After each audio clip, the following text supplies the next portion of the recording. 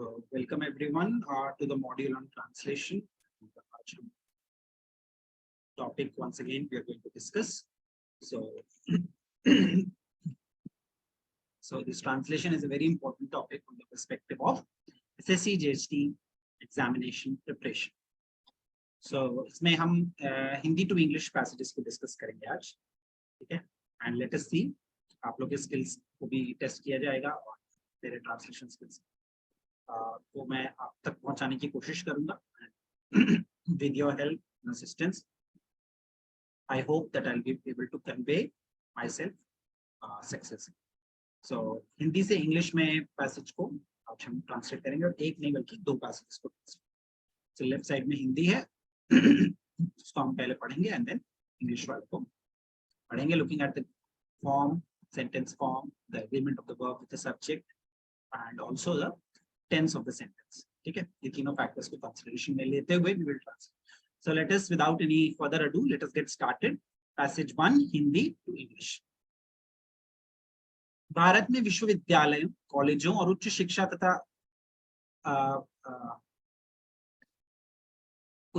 तथा अनुसंधान के संस्थानों की संख्या में काफी वृद्धि हुई है. ठीक है.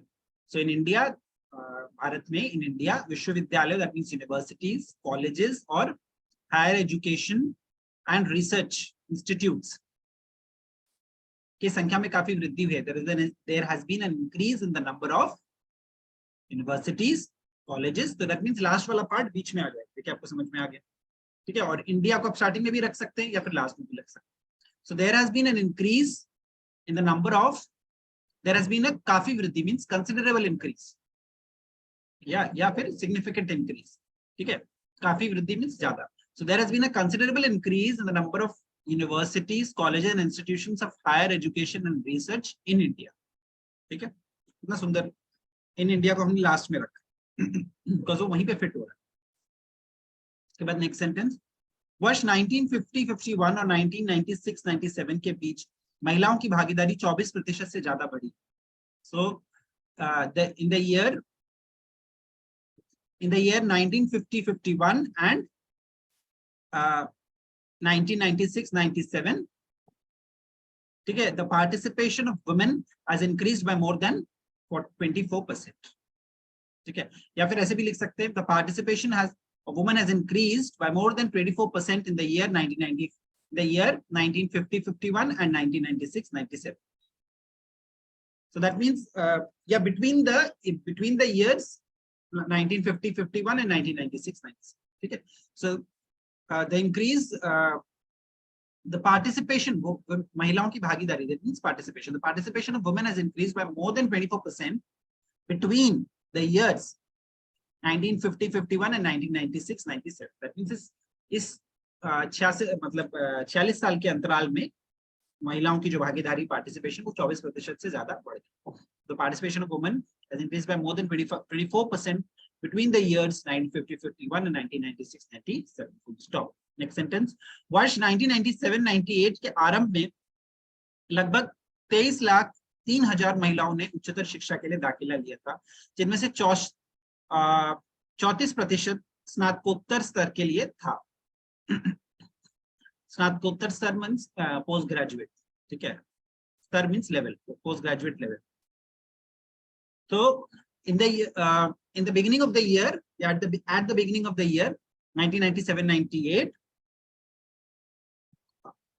comma, about 23,03,000 women were enrolled, ने उच्चतर शिक्षा के लिए दाखिला लिया था, had enrolled for higher education, comma, of which 34% were for postgraduate level. So फिर से रिपीट कर रहा हूं सेंटेंस को, ध्यान से सुनिए. At the beginning of the year 1997-98, comma, about लगभग means about that 23,03,000 women had enrolled for higher education, उच्चतर शिक्षा के लिए दाखिला लिया था, had enrolled for higher education या were enrolled for higher education या had been enrolled भी लिख सकते हैं क्योंकि दाखिला लिया था, उसको had been enrolled भी लिख सकते हैं या were enrolled भी लिख सकते हैं या had enrolled भी लिख सकते हैं. ठीक है, So had enrolled या were enrolled for higher education, उच्चतर शिक्षा, comma, of which 34% were for of which 34% was for postgraduate level या was at postgraduate level.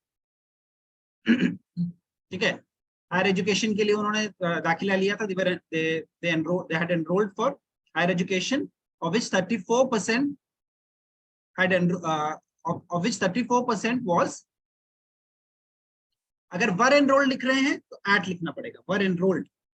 ठीक है, अगर आप लिख रहे हैं कि 23,03,000 women were enrolled, तो तब आपको लिखना पड़ेगा of which 34% was at the post graduate level.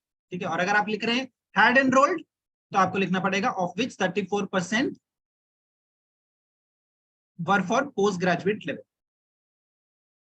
ठीक है, सो मतलब उन्होंने they had enrolled, उन्होंने उसके लिए एनरोल किया था. ठीक है, दाखिला लिया था. हिंदी सेंटेंस में है कि उन्होंने उच्च शिक्षा के लिए बार बार आ रहा है, तो that means had enrolled for higher education, of which 34% were for of which 34% was for postgraduate level, was for postgraduate level. 34% fraction जो था वो किसके लिए था, was for स्नातकोत्तर स्तर के लिए. ठीक है, स्नातकोत्तर स्तर के लिए, that means was for postgraduate level. ठीक है, और अगर आप लिख रहे हैं were enrolled, तब आपको लिखना पड़ेगा was at postgraduate. That means something, कोई चीज एनरोल की जाती है at the level, और एनरोल करते हैं for something. I enroll for something, I am enrolled at something. तो अगर वर एनरोल लिख रहे हैं तो एट आएगा उसके सेकंड पार्ट में. ठीक है, स्नातकोत्तर was at, है ना. और अगर आप लिख रहे हैं हैड एनरोल्ड, तो आपको लिखना पड़ेगा out of which 34% was for post graduate level. ठीक है. उसके बाद विश्व के साथ गति बनाए रखने के लिए, नेक्स्ट सेंटेंस, विश्व के साथ गति बनाए रखने के लिए जैव प्रौद्योगिकी, ऊर्जा शिक्षा, इलेक्ट्रॉनिक्स, कंप्यूटर शिक्षा और वाणिज्य प्रशासन जैसे कई नए पाठ्यक्रम शुरू किए गए. So in order to keep pace with the world, या to keep pace with the world, comma, new courses, पाठ्यक्रम यानी कोर्सेज, मेनी न्यू कोर्सेज, कई नए पाठ्यक्रम शुरू किए गए. Many new courses have been start, many new courses like, जैसे जैव प्रौद्योगिकी यानी बायोटेक्नोलॉजी, ऊर्जा शिक्षा यानी एनर्जी एजुकेशन, इलेक्ट्रॉनिक्स यानी इलेक्ट्रॉनिक्स, कंप्यूटर शिक्षा यानी कंप्यूटर एजुकेशन, एंड वाणिज्य प्रशासन यानी commercial administration and commercial administration शुरू किए गए, have been introduced. So to keep pace with the world, many new courses like biotechnology, energy education, electronics, computer education, and commercial administration have been introduced. Present perfect. ठीक है, आगे बढ़ते हैं. पर्यावरण के प्रति जागरूकता पैदा करने के लिए स्नातकोत्तर मीन्स पोस्ट ग्रेजुएट, एंड स्नातक मीन्स अंडर ग्रेजुएट. ठीक है, पैदा करने के लिए स्नातक से नीचे के स्तर पर एक अनिवार्य पाठ्यक्रम शुरू किया गया है. So a compulsory course has been introduced. स्नातक के नीचे, स्नातक मीन्स ग्रेजुएट, सॉरी, स्नातक मीन्स ग्रेजुएट, स्नातक के नीचे मीन्स अंडर ग्रेजुएट, और स्नातकोत्तर मीन्स पोस्ट ग्रेजुएट. ठीक है, सो स्नातक, मैं एक स्नातक हूं, that means I am a graduate. ठीक है, सो a compulsory course has been introduced at the स्नातक के नीचे के स्तर means undergraduate level, at the undergraduate level has been introduced at the undergraduate level, present perfect, in order to create awareness about the environment, पर्यावरण के प्रति जागरूकता पैदा करने के लिए, to create awareness about the environment, awareness towards the environment के प्रति, that means towards. ठीक है, so a compulsory course has been introduced at the undergraduate level to create awareness towards the environment, present perfect, full stop. Next sentence, शिक्षा को अधिक सार्थक बनाने के लिए प्रथम स्तर पर व्यावसायिक शिक्षा आरंभ की गई. शिक्षा को अधिक सार्थक बनाने के लिए, in order to make education more useful, प्रथम स्तर पर व्यावसायिक शिक्षा आरंभ कर दी गई. ठीक है, business education has been introduced, या has been started present perfect at the first level, ठीक है। तो या व्यावसायिक शिक्षा है वोकेशनल एजुकेशन। व्यावसायिक मीन्स वोकेशनल, मतलब आपका आपके प्रोफेशन से रिलेटेड, ठीक है। वोकेशनल का मतलब होता है रिलेटेड टू योर जॉब, या जो भी आप बिजनेस कर रहे हैं, जो भी आप काम कर रहे हैं उससे related vocational training, okay. So just a minute, just give me a minute.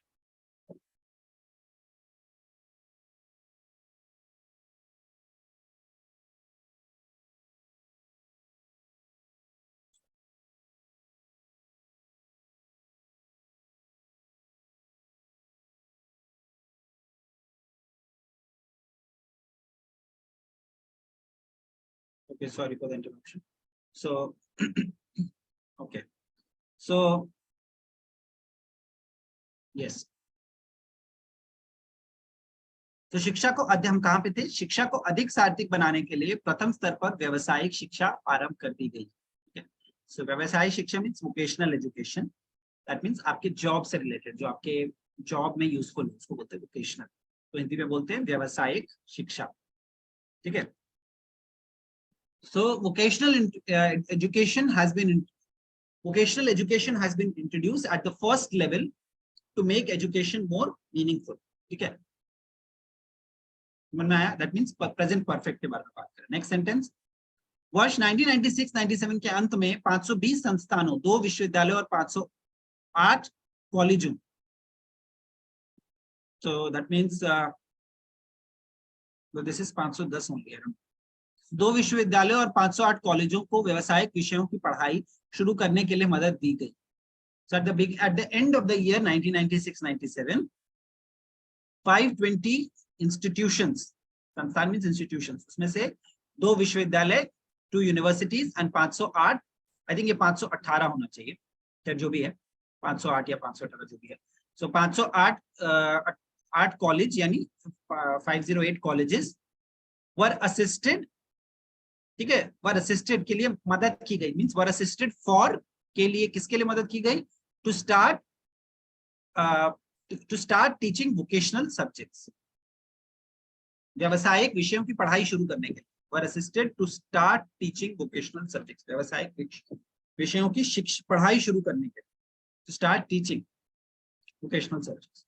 So at the end of the year 1996-97, 520 institutions, 2 universities and 508 colleges were assisted, मदद दी गई, that means were assisted, simple past, ठीक है, were assisted to start teaching vocational subjects, ठीक है, full stop।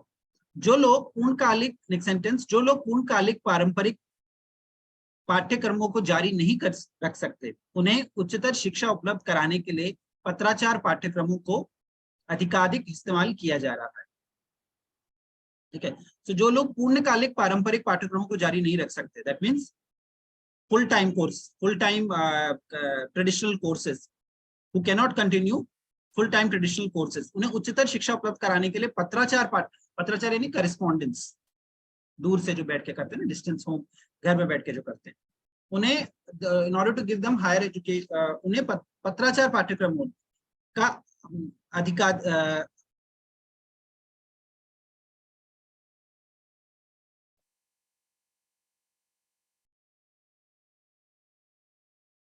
उनके लिए कराने के लिए, उनके लिए अच्छा, उन्हें उच्चतर शिक्षा उपलब्ध कराने के लिए पत्राचार पाठ्यक्रमों का अधिकाधिक इस्तेमाल किया जा रहा है। अधिकाधिक means increasingly, are being, correspondence course are being increasingly used to give to provide them higher education, उन्हें उच्च शिक्षा उपलब्ध कराने के, ठीक है। सो या इसको रिवर्स में भी लिख सकते हैं, corresponding courses are being introduced, are being increasingly used to provide higher education to those who cannot pursue full time traditional courses, that means जो full time यूनिवर्सिटी में रहकर पढ़ाई नहीं कर सकते, वो डिस्टेंस लर्निंग भी, घर पे बैठ के भी वो पढ़ सकते, पार्ट टाइम भी ग्रेजुएशन कर सकते हैं, ठीक है। तो इसको हमने सेंटेंस को रिवर्स कर, दोज हु कैनॉट करने से अच्छा है कि हमेशा अक्सर सेंटेंस में सब्जेक्ट और प्रेडिकेट एक्सचेंज होता ही है हिंदी से इंग्लिश हमेशा। जब हम इंग्लिश में जिस चीज को पहले बोलते हैं अक्सर हिंदी में उसको वो बाद में बोलते हैं। आपने ये देखा है, शुरू से मैं ये चीज पॉइंट आउट करूँ तो याद रखिए। तो लास्ट पार्ट पहले आ जाएगा, that means corresponding courses are being increasingly used to provide higher education to those who cannot continue या who cannot pursue, जारी नहीं रख सकते means who cannot pursue full time traditional courses, पूर्णकालिक पारंपरिक पाठ्यक्रमों को जो जारी नहीं रख सकते। ठीक है, सो आर बीइंग इंक्रीजिंगली यूज्ड, कौन सा टेंस हो गया? Present continuous. ठीक है, नेक्स्ट सेंटेंस, अनुसूचित जाति, अनुसूचित जनजाति और अन्य पिछड़े वर्ग, अल्पसंख्यकों तथा अन्य वंचित लोगों के लिए खास तौर पर सुविधाएं उपलब्ध कराई गई हैं। ठीक है, तो special facilities have been made available, खास तौर पर सुविधाएं उपलब्ध कराई गई मीन स्पेशल फैसिलिटीज, खास तौर मतलब special facilities have been made available, that means it has been done. ये कौन सा टेंस हो गया? प्रेजेंट परफेक्ट, दैट मीन्स ये किया गया है प्रेजेंट परफेक्ट। तो देखिए इसमें टेंसेस कितना वेरी कर रहे हैं, कभी हम सिंपल प्रेजेंट में, कभी प्रेजेंट में ही डिफरेंट टेंसेस में हम घूम रहे हैं। ठीक है, और स्टार्टिंग हमने पास से की थी। ठीक है, सो special facilities have been made available for the scheduled caste, scheduled tribe, comma other backward classes, अन्य पिछड़े वर्ग, slash for scheduled caste or scheduled tribe, comma other backward classes slash minorities and other अन्य वंचित लोग means other deprived people। ठीक है, तो special facilities have been made available for the schedule caste slash scheduled tribe, from other backward classes slash minorities and other deprived people, और अन्य वंचित लोगों के लिए फॉर। ठीक है, so special facilities have been made available for the scheduled caste, scheduled tribe, other backward classes slash minorities and other deprived people। ठीक है, for the scheduled caste या for शेड्यूल का शेड्यूल ट्राइब भी लिख सकते हैं, बट द लिखने से अच्छा है, बिकॉज आपको पता है कि आप किसके बारे में बात करें। जब आपको पता है आप किसके बारे में बात करें, स्पेशल क्लास है ना, तो इनको पॉइंट आउट करने के लिए आप बोल सकते हैं special facilities have been made available for the schedule caste, या फिर आप डायरेक्टली भी लिख सकते हैं for schedule caste, schedule tribe, other backward classes, minorities and other deprived people. ठीक है, ऐसे भी लिख सकते हैं। सो इस तरीके से हमने इस पैसेज को सक्सेसफुली ट्रांसलेट किया। अब हम जाएंगे अपने अगले पैसेज।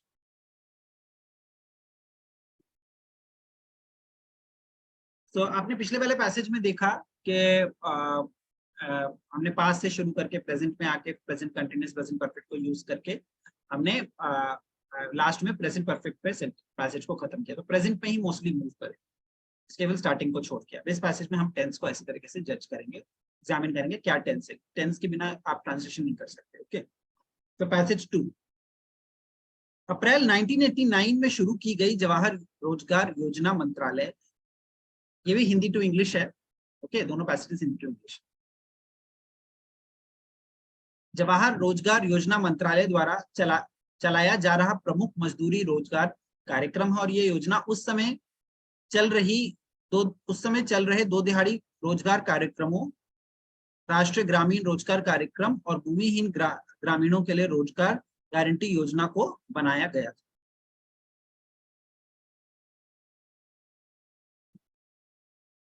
ठीक है, सो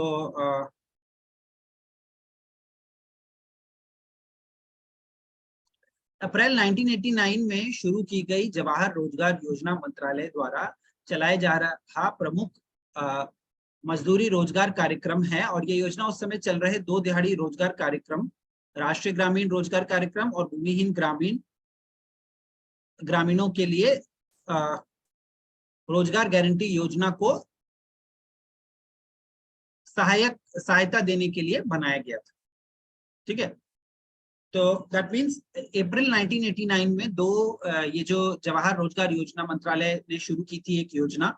ठीक है, प्रमुख जो योजना जवाहर रोजगार योजना मंत्रालय ने शुरू करी थी वो प्रमुख योजना कार्यक्रम था। That was the flagship wage employment programme या मेन, ठीक है, मेन वेज एम्प्लॉयमेंट प्रोग्राम। मजदूरी रोजगार कार्यक्रम, ठीक है। मजदूरी मीन्स वेज और रोजगार यानी एम्प्लॉयमेंट।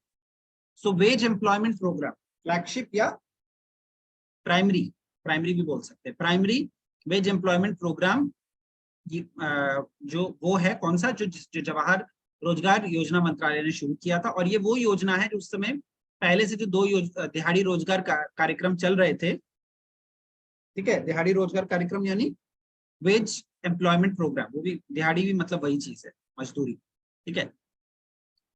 तो वेज एम्प्लॉयमेंट प्रोग्राम्स या डेली वेज एम्प्लॉयमेंट प्रोग्राम बोल सकते हैं उसको, दिहाड़ी को। तो डेली वेज एम्प्लॉयमेंट प्रोग्राम उस समय जो दो चल रहे थे, दोनों का क्या नाम था, राष्ट्रीय ग्रामीण रोजगार कार्यक्रम और भूमिहीन कार्यक्रमों के लिए रोजगार गारंटी योजना, ठीक है। राष्ट्रीय ग्रामीण रोजगार कार्यक्रम क्या हो गया, नेशनल रूरल एम्प्लॉयमेंट प्रोग्राम। और भूमिहीन ग्रामीणों के लिए रोजगार गारंटी योजना मतलब employment guarantee scheme for landless villagers, ठीक है। इन दोनों को सहायता करने के लिए बनाया गया था, दैट मीन्स इनको कॉम्प्लीमेंट करने के लिए। वर डिजाइन, ठीक है, तो बनाया गया था, दैट मीन्स वर लॉन्च्ड या वर डिजाइन, ठीक है। सो इसका ट्रांसलेशन क्या होगा, द जवाहर रोजगार योजना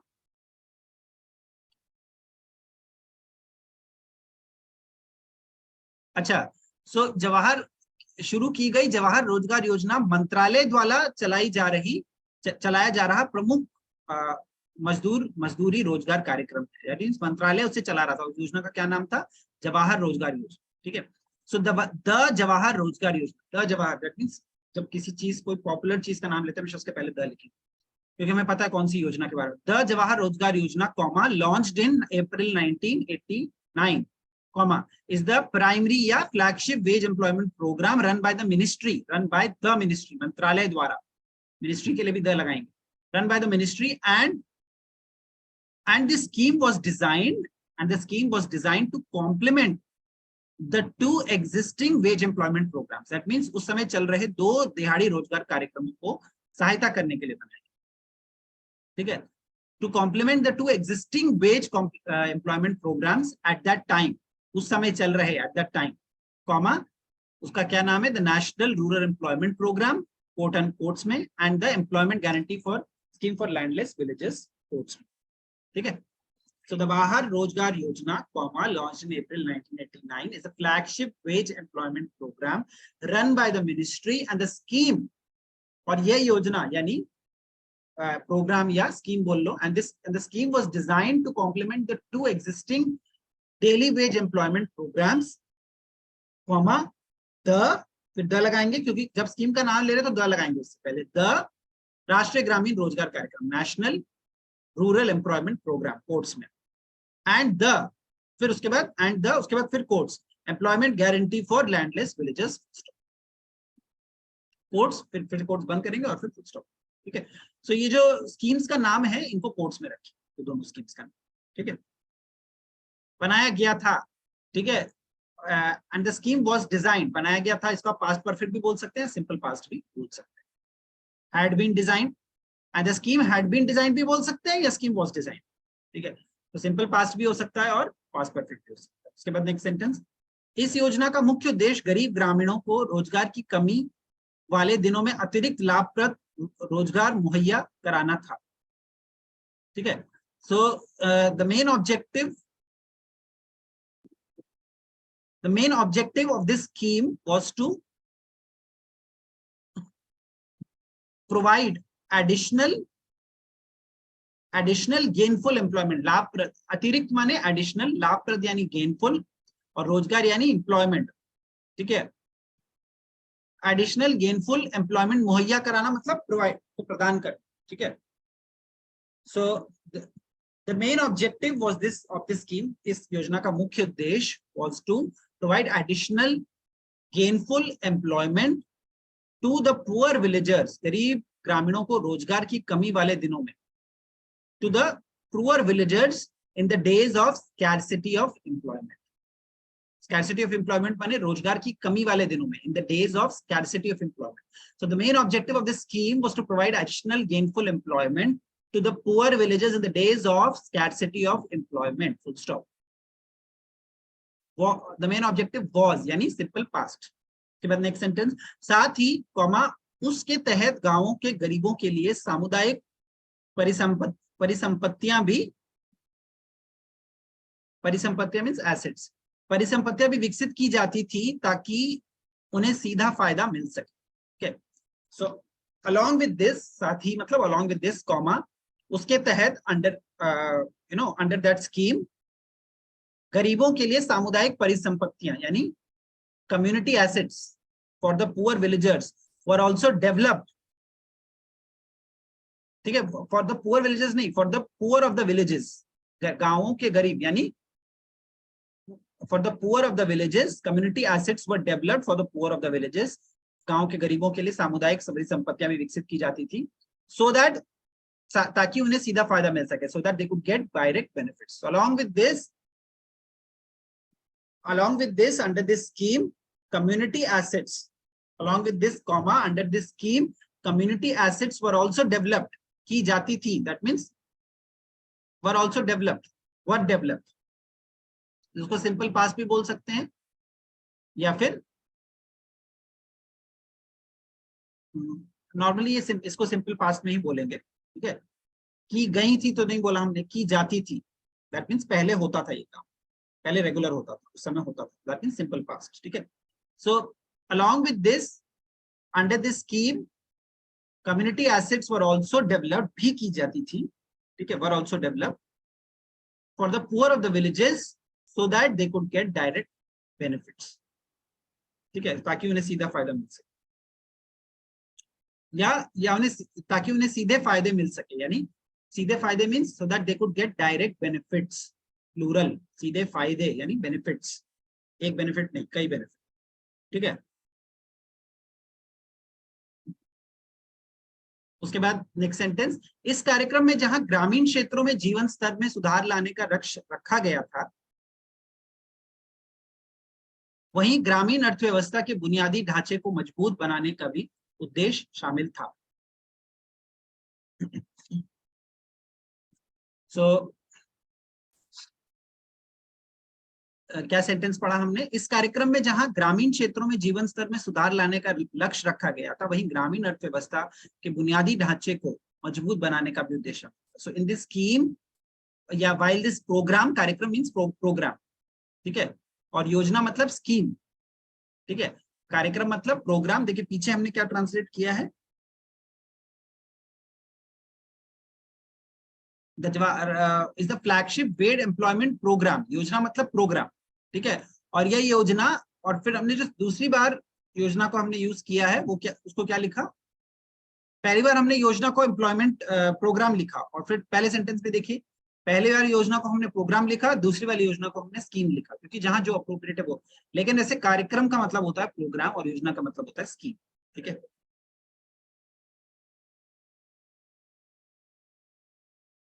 so while this program, कार्यक्रम यानी while this program aimed at, ठीक है, aimed at means लक्ष्य रखा गया था, while this program aimed at improving the standard of living in rural areas, ग्रामीण क्षेत्रों में जीवन स्तर को सुधार लाने के लिए, while this program aimed at improving the standard of living in rural areas, comma the objective of, वहीं ग्रामीण अर्थव्यवस्था के बुनियादी ढांचे को मजबूत बनाना भी बनाने का भी उद्देश्य इसमें शामिल था। The objective of strengthening the basic infrastructure of the rural economy was also included. ठीक है, दैट मींस वहीं ग्रामीण अर्थव्यवस्था के बुनियादी ढांचे को मजबूत बनाने का भी उद्देश्य इसमें शामिल था। सो while this program aimed at improving the standard of living in rural areas, जहां एक तरफ इस कार्यक्रम में ग्रामीण क्षेत्रों में जीवन स्तर में सुधार लाने का लक्ष्य रखा गया था, while this program aimed at improving the standard of living in rural areas, वहीं ग्रामीण अर्थव्यवस्था के बुनियादी ढांचे को मजबूत बनाने का भी उद्देश्य शामिल था। The objective of strengthening the basic, strengthening मतलब मजबूत बनाना, strengthening the basic infrastructure of the rural economy, strengthening the basic infrastructure of the rural economy was also included, भी शामिल था। ठीक है, full stop। ठीक है, so ये भी सेंटेंस सिंपल पास्ट में ही चल रहा है, ठीक है। उसके बाद नेक्स्ट, केंद्र समर्थित योजना होने के कारण जवाहर रोजगार योजना का व्यय केंद्र और राज्य 80 अनुपात या 80:20 के अनुपात में वहन करते हैं, ठीक है। So being a centrally sponsored scheme, केंद्र समर्थित योजना होने के कारण, यानी being a centrally sponsored scheme, ठीक है, कॉमा द जवाहर रोजगार योजना, तो जवाहर रोजगार योजना ही रहेगा, या द जवाहर एम्प्लॉयमेंट स्कीम भी बोल सकते हैं, लेकिन जवाहर रोजगार योजना का नाम को आप चाहे तो ट्रांसलेट कर सकते हैं, चाहे तो नहीं कर सकते, ठीक है। द जवाहर एम्प्लॉयमेंट स्कीम बोल सकते हैं, ठीक है। हम लोग ने अभी तक नहीं किया बिकॉज ये मेन जो योजना है इसलिए इसको ट्रांसलेट किया, लेकिन बाकी दोनों योजनाओं को we have translated to from Hindi to English. इसको भी अगर आप चाहें यू कैन ट्रांसलेट, ठीक है।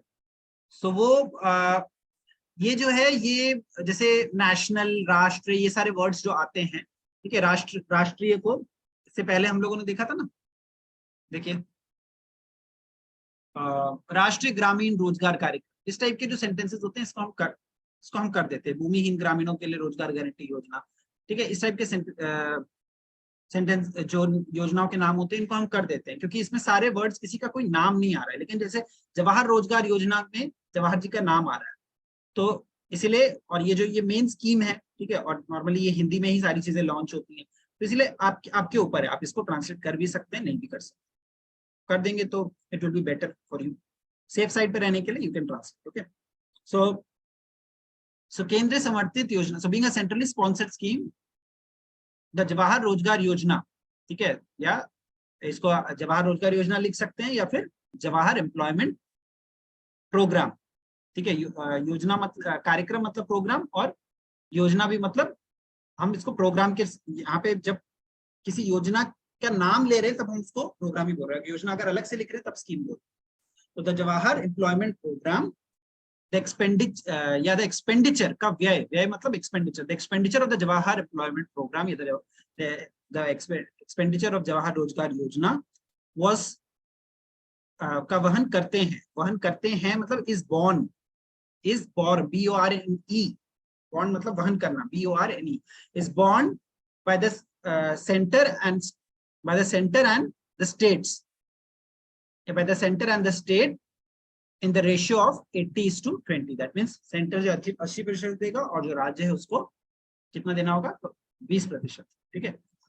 So being a centrally sponsored scheme, the expenditure of Jawahar Rozgar Yojana या Jawahar Employment Program is borne करते हैं, is borne by the center and the state in the ratio of 80:20, या by the center and the states in the ratio of, state भी लिख सकते हैं, states भी लिख सकते हैं, the center and the state in the ratio of 80:20. Last sentence, सभी स्तरों पर पंचायती राज संस्थानों में 22.5% राशि अनुसूचित जातियों, अनुसूचित जनजातियों के लिए रखी जाती है, ठीक है। एट ऑल लेवल्स, ठीक है, इन पंचायती राज इंस्टीट्यूशंस, 22.5% फंड्स, राशि यानी फंड्स, ठीक है, 22.5% फंड्स आर केप्ट फॉर, रखी जाती है, किसके लिए, are kept for schedule caste, schedule tribe, ठीक है।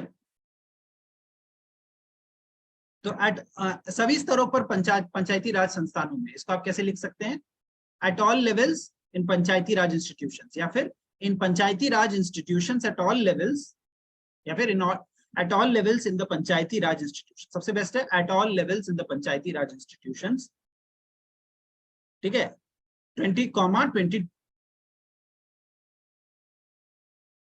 या फिर पंचायती राज इंस्टीट्यूशंस को पहले भी लिख सकते हैं, क्यों, क्योंकि पंचायती राज इंस्टीट्यूशन आप पहली बार अभी मेंशन कर रहे हैं, जब चीज पहली बार मेंशन कर रहे हैं तो आप उसको eight all levels in the Panchayati Raj institution नहीं लिखेंगे, क्योंकि द का मतलब है कि आप पहले से उसको बता चुके हैं, जब आप पहली बार लिख रहे हैं तो आप उसको पहले लिखिए, in Panchayati Raj institutions at all levels, 22.5% funds are kept यानी simple present, are kept for schedule caste, schedule tribes, SCs are kept for scheduled castes, scheduled tribes, ऐसे लिख सकते हैं, या फिर are kept for SCs, SC में S T capital or S small slash S capital T capital S small SCs STs full stop. ठीक है, SCs slash STs full stop या फिर are kept for scheduled castes CASTES slash scheduled tribes plural, क्योंकि यहाँ पे plural हुआ ना, जनजातियों जातियों जनजातियों plural है, are kept for scheduled castes slash scheduled tribes full stop. ठीक है, सो इस तरीके से आपने देखा कि हम कैसे पैसेज को we had started, पैसेज को हम किस टेंस से शुरू करे थे, पास्ट में शुरू करे, ठीक है, उसके बाद इसको भी प्रेजेंट में, बिल्कुल प्रीवियस दोनों पैसेजों में ही हम लोग ने देखा कि पास्ट से शुरू करके प्रेजेंट में लेके आके प्रेजेंट परफेक्ट या फिर सिंपल प्रेजेंट में हमने पैसेज को खत्म किया. सो टेंस का consideration is very important. So I congratulate everyone for completing this today's lecture with me. Translation module, translation बहुत इंपॉर्टेंट है, प्लीज इसको रिविजिट करिए, रिव्यू करिए, जो भी आपके डाउट्स हैं प्लीज फ्लोट इट दस. सो all the best for your exam and do well. So see you in the next class. Thanks for joining this class.